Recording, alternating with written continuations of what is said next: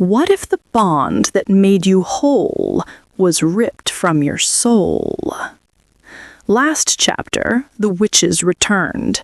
The bargain was revealed, and under a blood-red moon, the price was finally paid. Tonight, the impossible happens. Serenya's light is stolen, the mate bond shatters, and the Alpha of the North is left holding the still-beating echo of a love that may never return. There are screams in the snow, there is magic in the dark, and there is no mercy left in the moon. This is not a chapter of peace. This is not a chapter of healing. This is chapter 15, The Breaking Moon, where love is wounded and war is born. Welcome back to the Velvet Story. Chapter 15, The Breaking Moon. Silence hit first, not the soft kind of silence that falls between conversations, but the absolute roaring kind that followed an explosion. For an instant, Kaelen thought his ears had failed him. Then he heard it, the collapse of the air, the sound like 1,000 distant drums falling at once. Serenya's cry ripped through the clearing like a blade. He turned, breath already stolen, every wolf and hair on the small pelted backs lifting. The witches laughed, thin, bright ribbons of sound that sliced at him.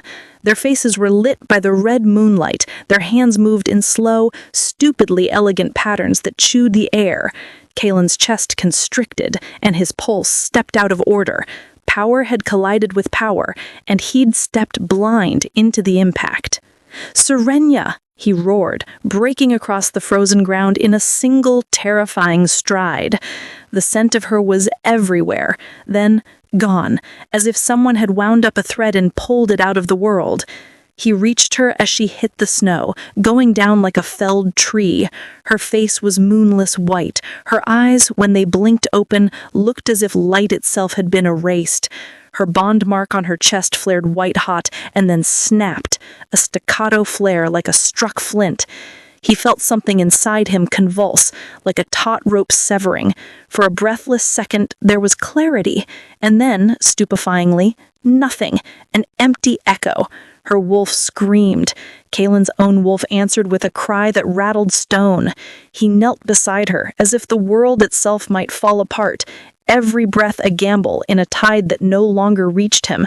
He touched her wrist, burning hot, then cool as if the warmth had been stolen. Her skin had a paper-thin fragility. She was alive. She was not herself. The witches murmured among themselves. "She's fractured," the eldest intoned. A clinical pleasure veined through her voice. "Not dead, no. That would be wasteful. She sleeps between. We take the bloom, keep the seed." Kaelen rose like a dark column. "You will pay for that," he said, voice hollow and absolute. The eldest witch tilted her head like a spider considering a fly. "You were a patient, Alpha Kaelen Blackthorn. You waited, you gurned, you loved. We gave the moon a bargain, and you took more. Balance must be repaired. We have been patient with you all summer."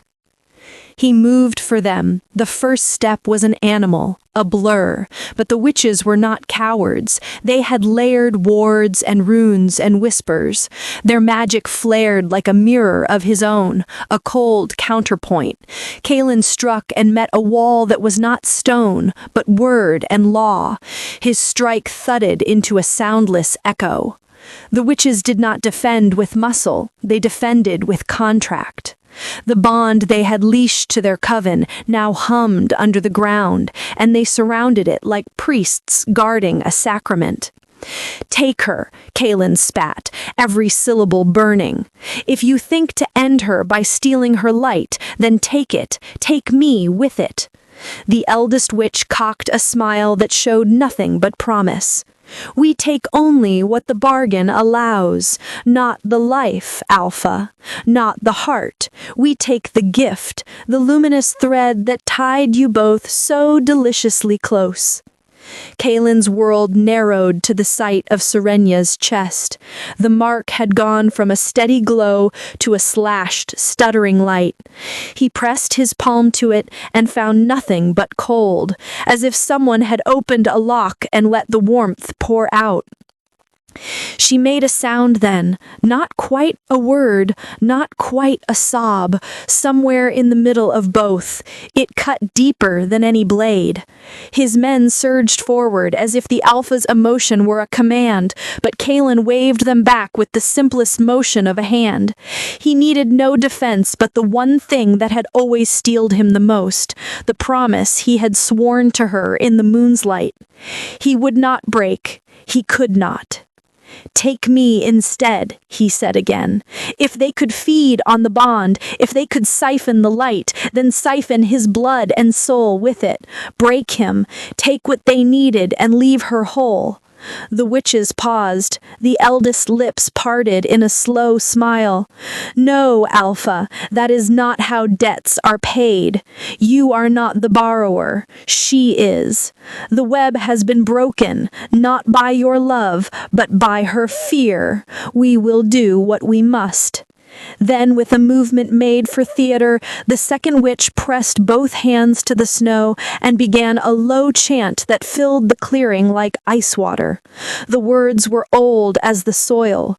Each syllable was a tiny, cunning incision. Kaelen felt the whole world tilt. The bond mark flared white again, a blade of light, and then, with a sound like a bell rung under water, the glow thinned and was drawn into the witch's joined palms like smoke into a lantern. Serenya's breath hitched. A tear tracked through the snow-black hair on her cheek and froze. For an instant, her lashes fluttered like a trapped bird. Then the lid came down on her eyes, slowly, as if someone had decided the rest of her life for her. The witches broke their circle and moved back as if they had accomplished what they came to do. Where the light had once danced between Kaelen and Serenya, there was now only an ache, an emptiness like a room with the hearth extinguished. Kaelen swore in a low voice that set his men shivering. He grabbed the nearest witch, but the woman shifted like smoke and was gone, slipping through runes, vanishing into the trees with the sound of a laugh still ringing. He had nothing left but the dying echo of their touch. Up close, Serenya's face was softer than he remembered, washed brittle with frost and the pallor of sleep. He pressed his forehead to hers, and there was no bond to answer his scent, no thrum, no tiny tug that had made him whole. It was as though someone had pried a stone from the mountain and left the cliff flayed. Her wolf's cry turned into a whimper, small and wounded. Kaelen's own wolf dropped into a raw, low sound that pulled at every pack's memory of what it meant to be undone. Around them, warriors circled like something half-formed, waiting for command, waiting for the leader to stop shaking. Kaelen looked up. The sky was a sheet of red, blood pale through cloud, and the moon had thickened, strange and heavy. He felt the witch's presence like a bruise at the back of his skull. They hadn't taken her life. They had taken the thing that made her both more and more than herself, the luminous thread of Luna. They had clipped a facet out of her heart and carried it off. "Bring her inside," Kaelen said at last. His voice was small and terrible. "My chambers, now." They obeyed. They carried her like something holy and fragile. The fortress gates warred with the moan of the wind. Kaelen rode behind them like a shadow. Inside, he shut the world out and cradled her like a child returning from war. The healers came, their hands practiced and calm. They pressed snow and warm compresses. They chanted soft words of care. For a time, there were plans and spit and the sharp smell of vinegar. For a time, he thought they could hold the rope. But night stretched, and he found himself standing at the window in the breakfast hour, watching for witches in the black trees.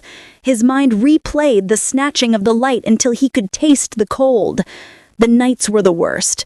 When the castle stilled and the watchy bears laid down, Kaelen sat where she slept and told her everything he could not otherwise say. He spoke of the hunt, of the training, of empty infidelities of border lords he had toppled. He spoke of his own father who had never held him, and how the land demanded toughness. He spoke of how he had waited for her, how he had thought to be patient and noble. Her face did not change. The breath that filled and emptied her chest was even. Nothing in her stirred but the faintest subsonic quiver in her fingers. He would brush hair from her forehead and say, "Wake," because a part of him refused the more savage thought that she might never do more than sleep. Once, at the crack of dawn, he thought it shifted. Her fingers twitched, and her lashes trembled. He leaned in and pressed his mouth to her wrist, whispering foolish promises that had been forged in the moonlight. She made a sound like she had recognized him, and then sank back into the slow, drowned silence. Outside the fortress, elders spoke of curses and bargains, of debts and the price of meddling with the moon. Stories rose like smoke. Some said the witches had no right. Some said the moon would correct balance in time. None of it touched him in the small places where he kept her smell in his chest. He thought steadily and always of throwing the world into ruin to wrestle the stolen light back. His men looked at him with an awe that bordered on fear.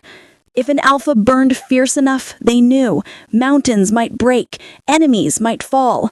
But witches were not mountains. They were cunning. They had rules. And as dawn browned into day, a plan began to assemble in him that was more than a rage. Rage alone would not gather light that had been threaded through ritual and law. He would need a priest's cunning, a seer's sight, a thief's guile. He would have to break the rules. Kaelen held the memory of the snatch like a knife. It turned on him until he was raw. He would not let the witches hide in the shadows.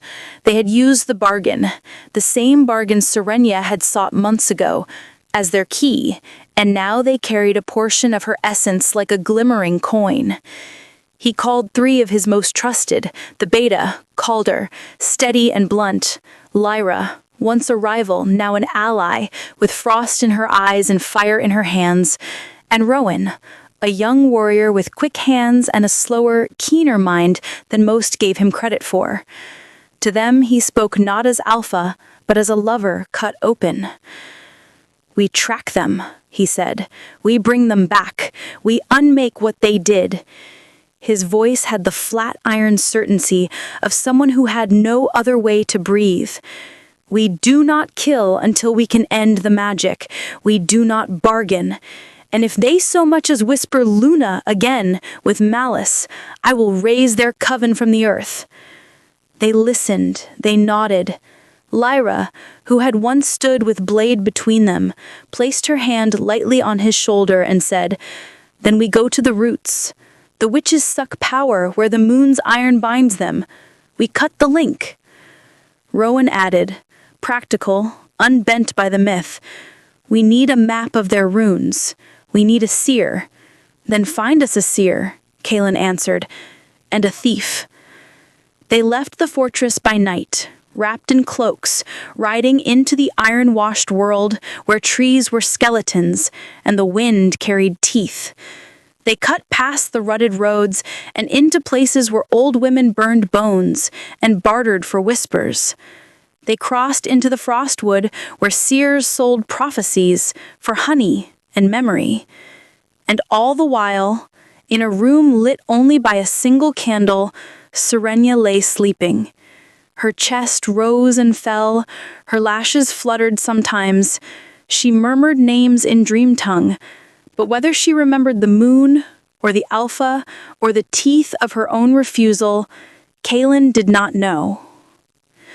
When at last they found a seer, old as a winter stream and twice as cold, he told them what they already suspected and more. The Coven had drained a bloom of Luna's aura, an amber shard of her mate bond. They had not taken her whole, because the moon would not allow it, but they had taken a thing that fed their craft. "The shard can be stolen back," the seer rasped, leaning on his staff. "If you have a thief." But the Coven will guard the shard in a place heavy with their law. They will mark the ground, hide the piece in a mirror of a place where a bond once lived. The mirror will be the trick. Then we break every mirror, Kaelen said, hunger beneath his words. The seer nodded. And you must be willing to bleed for it. The shard will not come without a toll. Kaelen thought of Serenya with the exhausted, bone-deep certainty of a man who would pay any price. The toll could be his strength, his memory, his blood, whatever cost the witches demanded. He would hand it gladly like a coin, if it meant she would breathe with the moon's blessing again. As the group set their plan, a silent night raid, a thief to slip through charms, Lyra with blade and Rowan with nimble fingers, Kaelen returned to the fortress to sit by Serenya. He brushed the snow away from her brow and whispered a vow that was both prayer and command. "You sleep, Luna," he said, voice low like the pressure before a storm.